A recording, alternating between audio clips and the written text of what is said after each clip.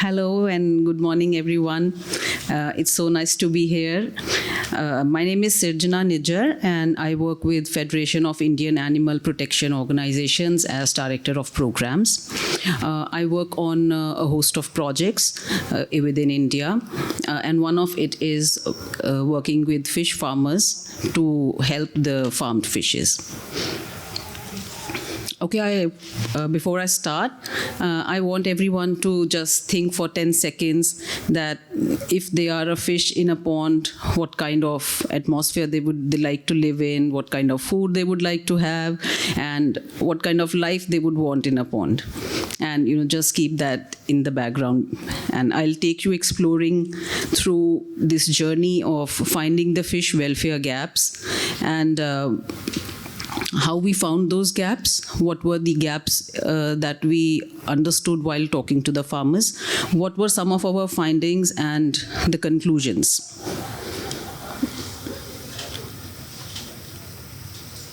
Sorry. Yeah.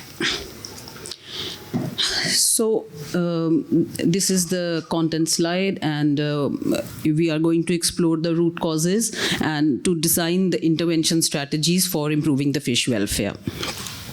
So India is a vast country, and you can see that we have a huge coastline, and there are numerous states that produce fish, and these are the top 5 fish producing states within the country. And India is the 3rd largest producer of fish and aquaculture products, which includes freshwater, marine fisheries, brackish water, and also the shrimps. And we have seen a growing trend recently in India.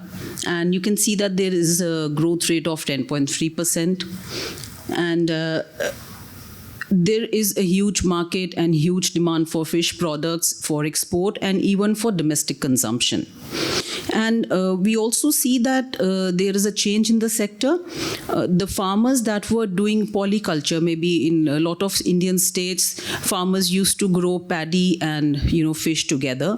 They don't do it anymore because producing fish and selling it is become so lucrative that they have converted their paddy farms to entirely fish farms.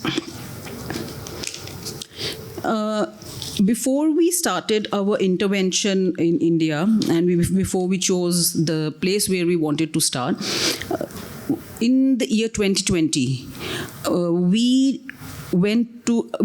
our teams went across India to gather an understanding and to get the helicopter view of what are the issues that mar this sector.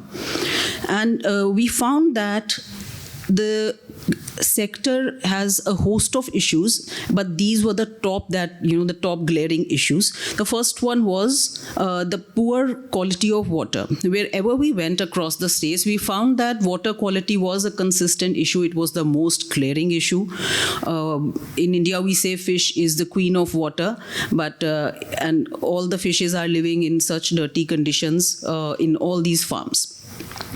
Then we found that there were extreme stocking densities, a huge number of fishes in a very small pond, and all this leading to diseases. We found rampant diseases in fish farms, both parasitic and bacterial and fungal.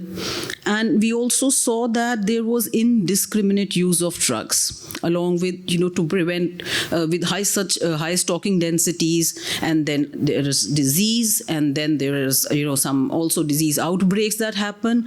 And to control all that, indiscriminate use of drugs, of chemicals, of whatever farmers could find to prevent disease and save the lives of fish to sell.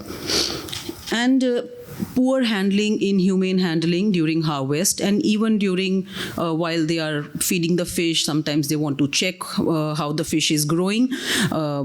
There was a very bad handling, and it is, I think, across sectors, animal handling is not given much importance. And there were numerous other things that were happening in the farms. But we wanted to, narrow down our area of focus, our area of work, and we wanted to take a deep dive, and we wanted to identify the exact root causes of what is exactly causing poor fish welfare. So so that a clear strategy for intervention could emerge. In order to do that, we chose a state for intervention, which is one of the South Indian states, Andhra Pradesh, highlighted here. And we chose 3 districts, and we talked to 60 farmers in 8 villages in those districts. And we wanted to understand the root cause of fish welfare, compromise in fish welfare. What are the barriers that the farmers face? Because we never wanted our own understanding of welfare and impose that on the farmers. We really wanted to understand what the farmers are lacking, if they lack the knowledge or if they lack the resources. We wanted to understand from the farmers and then design our intervention strategy.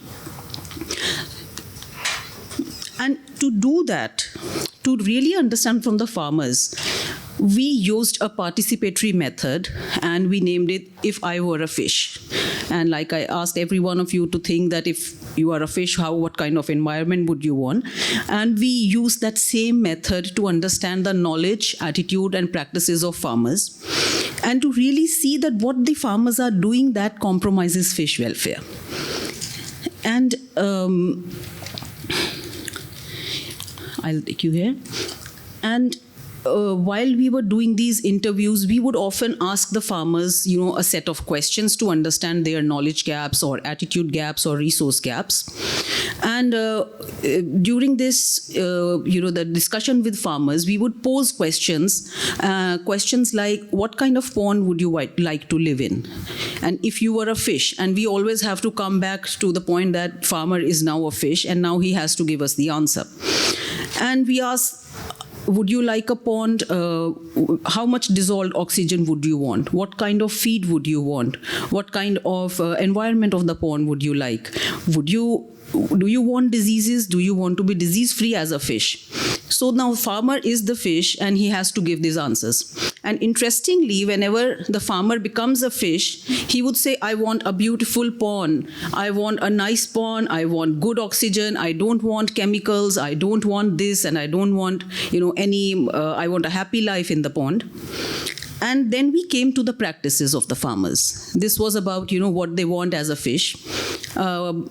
The next part of this activity was to understand, are they really practicing what they want, what they are talking about, when they are in the place of the fish.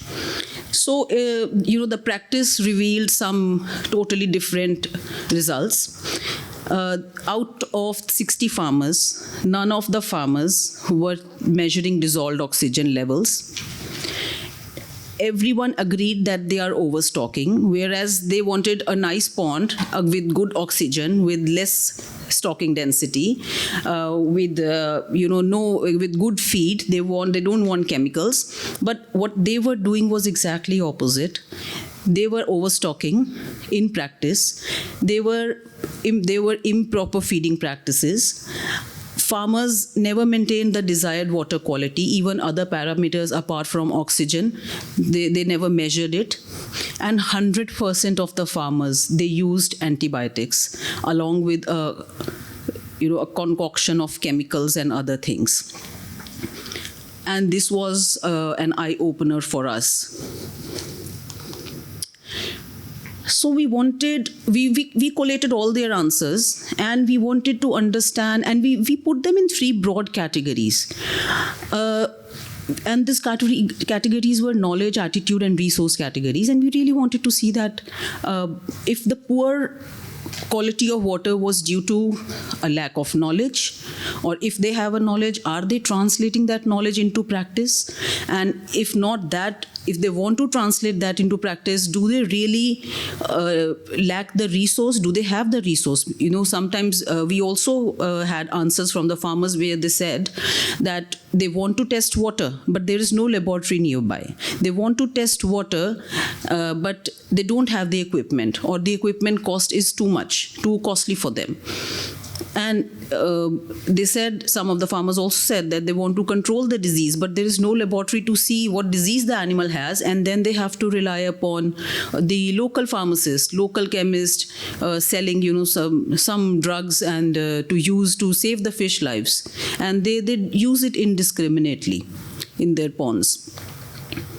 So overall, when we looked at this scenario, we found that sometimes there was lack of knowledge, sometimes that knowledge was not translated into practice, and if there were both things were there was a lack of resource. So to conclude the causes of poor fish welfare, we could clearly say, out of all this activity, after doing all these interventions and categorizing their answers, we saw that lack of knowledge, negligent attitudes, and lack of access to resources became the major causes of poor fish welfare across farms. And we really wanted to understand why the farmers were doing some things that they are supposed to be doing, why they are not doing that. And we understood that, very clearly it emerged that the poor fish welfare is, either of them or all of them, or, other thing associated. So what is the way forward? What do we want to do? There is always light at the end of the tunnel, and there is always a way forward. And we found that active participation from the farmers is crucial to identify the root causes of fish suffering. And in any of the intervention strategies, farmer needs to be at the center. If we want to improve welfare of fish, the farmer needs to be at the center. In the previous presentation, we saw that the community has to be at the center.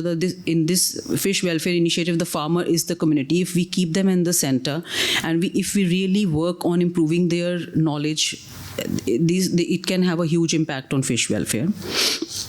Active participation from the farmers is very much required to identify the suffering of the fish, to identify why the fish is suffering.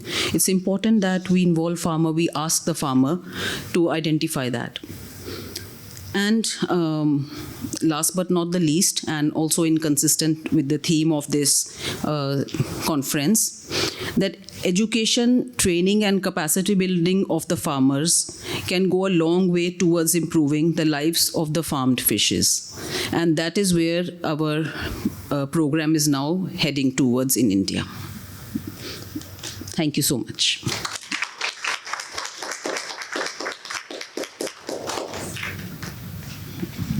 If there are any questions, I'll be happy to take them. Thank you, Dr. Sirjana, for the talk regarding the fish welfare. We will move on to the next session. Sure. All right, so the next session will be by Pranita Monipi. Lunch break. Sorry, you can have a few questions. So I will have 5 minutes. So will be few questions for you. There are? Yes, you have. You do have. I'm sorry. So we'll move on to the Q&A session for Dr. Sirjana. Are there any questions?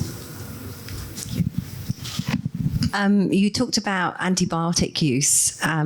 What strategies are you using, engaging the farmers to reduce that? Are you developing strategies, or have you had any success on that front? Yes, actually, we are. This is the 2022 we started the program, and this is really the first year of the program, if I may say so. The antibiotic use is actually a great problem, and we see that it's very difficult to discourage the farmers to use antibiotics unless we are able to give them solutions for fish mortality and morbidity. And we had these discussions with the farmers where we asked them to reduce the stocking densities to improve the biosecurity measures. Asking them to stop antibiotics, but while they are doing other practices, is a very difficult thing to do. We are discouraging them, and for some of the antibiotics, we are giving them solutions, some nature-based solutions that they can use so that they reduce the morbidity and mortality and they reduce the disease. But it is it's not a very robust intervention right now. So we do it with few farmers and we give examples to other farmers. But if I say, that I have a solution for this and if we have been able to reduce, not exactly right now. There are few instances where we have intervened and we have been able to handhold the farmers during the initial stages when there is an outbreak. If you are able to do the intervention, definitely you reduce the chances of using these antibiotics. But in the later stages of, sometimes a farmer comes and he already had made huge losses. So he would have used, everything when he comes to us. And in that stage, it's very difficult. So we don't have a clear or a robust strategy of addressing it, but we are doing it like one farmer, one pond at a time, and developing case studies so that the farmers could share within their communities and see what suits them and what are the measures they need to take so that they don't have to use these things. So we are more focused on that.